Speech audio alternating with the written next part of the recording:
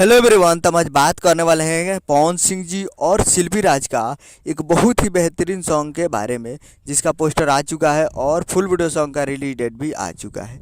और इस गाने को लिखे हैं सोनू सरगम आरा से और इसमें म्यूजिक दिए हैं अभिषेक तिवारी जी और इसे गाए हैं पवन सिंह जी और शिल्पी राज जी, जो कि आपको स्क्रीन के ऊपर दिखाई दे रहा है। जिस सॉन्ग का टाइटल रखा गया है ओढ़नी हटा के, जिसका टाइटल है ओढ़नी हटा के।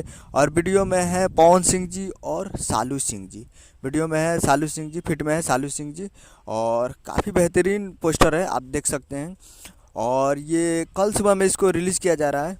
Video song release in on tomorrow 9 जून को सुबह 6:30 AM पे फुल वीडियो सॉन्ग को रिलीज़ किया जाएगा। यानी कल 9 जून को 9 तारीख को सुबह 6:30 पे तैयार रहिएगा। Times music Bhojpuri present YouTube channel पे फुल वीडियो सॉन्ग को रिलीज किया जाएगा। उम्मीद कर रहा हूँ कि वीडियो अच्छा लगा तो चैनल को सब्सक्राइब बेल आइकन प्रेस कर ताकि ऐसे पवन सिंह जी का लेटेस्ट मिलता रहे। मिलता है अगले वीडियो में। जय हिंद, जय भोजपुरी।